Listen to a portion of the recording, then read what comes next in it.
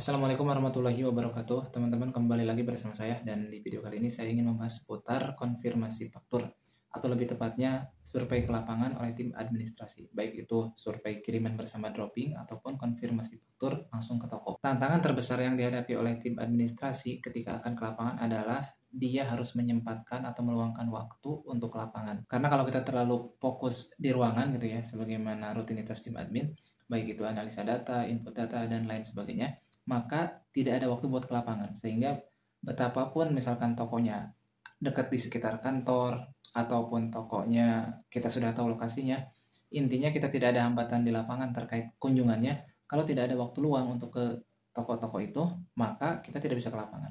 Kalaupun misalkan kita memaksakan diri untuk ke lapangan, maka konsekuensinya adalah kerjaan kita bakal banyak yang tercecer atau tertunda, numpuk gitu ya, sehingga mungkin kita akan keteteran. Saya pribadi, karena target saya sebulan itu adalah 100 toko, maka tentunya saya harus mencari cara bagaimana caranya agar saya punya banyak waktu luang. Nah, langkah yang saya lakukan untuk membuat saya punya banyak waktu luang agar bisa lebih sering ke lapangan adalah saya mencari cara bagaimana kerjaan saya ini bisa dipersingkat dan dipercepat sehingga waktunya lebih efisien dan lebih banyak waktu luang yang bisa saya gunakan untuk ke lapangan. Yang saya lakukan diantaranya, teman-teman, melakukan automation dalam pengerjaan beberapa kerjaan saya. Mungkin tidak 100%, tapi kurang lebih 70% di antara kerjaan saya sebagai staf administrasi yang saya kerjakan langsung di ruangan gitu ya, di depan meja, di atas meja, itu sudah di automation. Misalkan seperti pengisian PKAR gitu ya, atau pengisian alasan untuk piutang-piutang yang sudah jatuh tempo tapi belum bayar, itu saya menggunakan makro. Yang dengan makro itu, yang awalnya pengisian PKAR OD itu biasanya 1 jam lebih ya teman-teman, bisa saya lakukan hanya dalam 10-20 menit. Paling telat lah 20 menit. Cepatnya bisa 10 menit atau bahkan di bawah 10 menit. Itu yang pertama.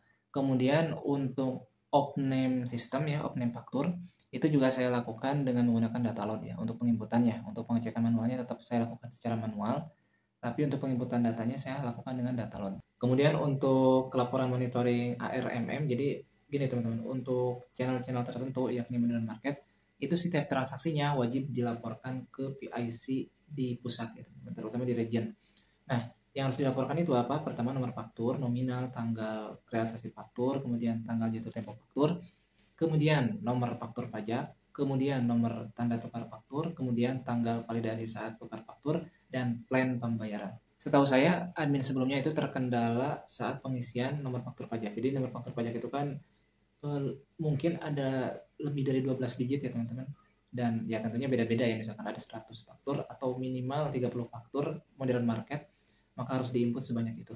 Untuk hal itu saya mengakalinya dengan cara saya tarik laporan faktur pajaknya itu dengan format Excel, lalu si format Excelnya itu saya gunakan rumus VLOOKUP, MID, saya kombinasikan itu, dimasukkan ke satu file yang sudah saya siapkan.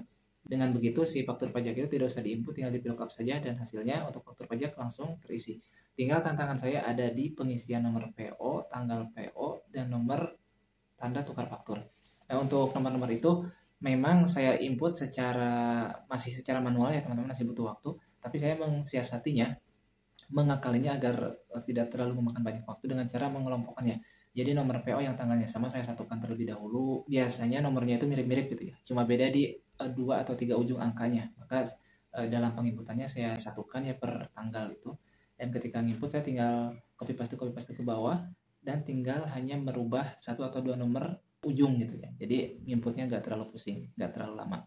Kemudian untuk mempercepat proses tukar faktur, biasanya langsung saya scan, langsung saya jumlahkan secara nominal untuk Indogrosir ya teman-teman. Target saya adalah jika dulu mungkin untuk pengisian ARMM itu H+1, kemudian untuk sampai ke kontrabon itu mungkin H+2, H+3. Karena sekarang intensitas untuk tukar faktur itu lebih sering karena transaksi dengan modern marketnya lebih sering, mungkin ada yang tiap hari, bahkan dalam seminggu itu yang biasanya seminggu 2 kali atau 3 kali sekarang jadi seminggu 4 kali atau bahkan 5 kali. Nah, karena sesering itu, dan untuk supaya absen harian laporan monitoring MM saya juga tiap hari terisi, maka saya menargetkan pengisian data modern market ini H+1 harus sudah beres semua gitu. Jadi dimulai dari input nomor PO, tanggal faktur, tanggal PO, nomor tanda tukar faktur, nomor faktur pajak. Saya menargetkannya di hari H+1-nya. Jadi kalau misalkan sekarang tanggal 17, maka besok tanggal 18-nya proses dari mulai penginputan nomor PO sampai dengan penyiapan dokumen tukar faktur itu wajib selesai besok. Kemudian proses selanjutnya yang saya persingkat adalah proses menyiapkan tagihan. Dimulai dari proses routing, misalkan sales A jalurnya ke sini, kemudian kolaborasinya dengan sales minuman, fakturnya apa gitu. Fakturnya yang mana aja. Nah itu dulu saya awal-awal masuk ke admin piutang, saya itu teman-teman bisa dari jam 7 sampai jam 2 siang baru beres gitu untuk 10 sampai 13 salesman, tapi rata-rata 10 tagihan gitu ya, yang aktif itu. Karena yang 2 atau 3 salesman lainnya itu merupakan sales Yudhistira atau sales mix. Dia itu kebanyakan megang toko retail jadi tagihannya sedikit sehingga kadang ada kadang nggak tagihannya nggak seintens sales yang grosir. Setelah saya menemukan cara untuk memadukan sales makanan dan minuman dengan cepat baik yakni dengan menggunakan makro dan juga pivot table, itu sekarang pengerjaannya lebih cepat. Bahkan kalau lagi fokusnya bagus, saya itu nyiapin routing STT-nya, mengkombinasikan antara sales makanan dan minuman, itu cukup 10 menit aja beres ya teman-teman. 10 sampai 15 menit lah telat-telatnya. Kemudian untuk nyiapin tagihannya sendiri ya, ngambilin fisik fakturnya sesuai dengan susunan yang ada di STT, itu bisa saya lakukan dalam setengah jam. Jadi yang dulu bisa 4 sampai 5 jam, sekarang setelah saya menemukan cara singkatnya, dalam sejam kurang itu udah beres.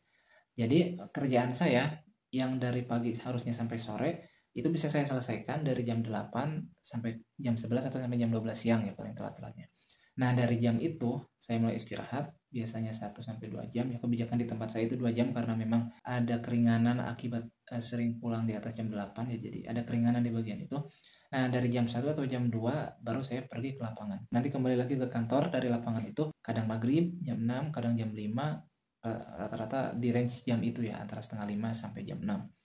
Bahkan kalau misalkan saya punya target ya besok itu, misalkan saya aduh ini toko harus dikunjungi 20 atau 20 toko, saya bawa faktur 20 toko yang sebisa mungkin harus dikunjungi, tapi tokonya jauh-jauh dan tokonya kebanyakan baru yang belum saya tahu lokasi atau saya belum pernah ke toko itu sebelumnya. Nah itu kan butuh waktu lama. Nah, maka biasanya setelah closing, misalkan closing jam setengah 9 atau jam 9. Nah setelah closing di saat orang lain pulang, nah saya itu membuat STT-nya. STT-nya itu bukan ngambilin fakturnya tapi lebih ke routing STT-nya itu ya. Ngejalurin STT-nya. Habis itu saya print out dan setelah saya print out langsung saya siapkan di meja, baru setelah itu saya pulang. Nah, setelah saya pulang itu kan besoknya pas masuk, entah saya ke lapangan dulu ya teman-teman, langsung pergi ke lapangan atau ke kantor dulu nyiapin fisik faktur yang sudah disediakan STT-nya itu. Saya siapin dalam waktu yang cepat, lalu setelah itu saya pergi ke lapangan. Nah, jadi itulah teman-teman yang saya lakukan untuk mempercepat kerjaan saya yang ada di kantor demi supaya saya lebih banyak waktu ke lapangan dan lebih sering ke lapangan. Saya tuh paling banyak sehari itu mengunjungi cuma 14 toko ya teman-teman.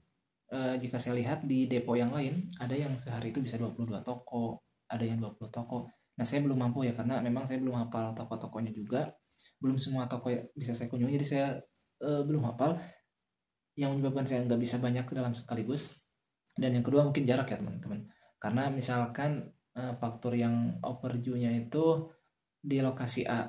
Nah, dari lokasi A dan faktur yang lainnya itu ada di lokasi B. Nah, dari lokasi A ke lokasi B itu bisa aja jaraknya 20 km. Nah, itulah yang membuat saya habis waktu di jalan gitu. Sehingga untuk menyiasati itu, mungkin kalau di tempat lain atau di depo lain, adminnya itu atau PIC yang ngunjungin ke lapangan itu ya sesuai jumlah minimal yang ditentukan, yakni 1 bulan itu 4 kali atau seminggu sekali. Nah, karena saya memang secara jumlah kunjungan itu cuma paling banyak itu 14 yang pernah saya kunjungi dan rata-ratanya di 5 sampai 7 toko, maka untuk mengejar supaya saya dapat 100 kunjungan toko itu berarti kunjungannya harus lebih sering. Maka seperti di bulan Juli kemarin untuk mencapai 86 toko itu saya kurang lebih 10 sampai 11 kunjungan gitu. Nah, kenapa saya bisa kunjungan sebanyak itu ya, seperti yang saya bilang di awal, itu terjadi karena saya melakukan kerjaan saya dengan shortcut gitu atau jalan pintas yang saya buat sendiri gitu, yang saya rancang sendiri. Jadi kerjaan-kerjaan yang seharusnya misalkan 6 jam, saya sulap jadi 3 jam. Jadi setengah waktunya itu 3 jamnya lagi bisa saya gunakan ke lapangan untuk cek faktur lebih sering lagi. Baik, untuk video kali ini itu aja. Jika teman-teman ada yang ingin ditanyakan silahkan tulis di kolom komentar. Sampai jumpa di video berikutnya. Assalamualaikum warahmatullahi wabarakatuh.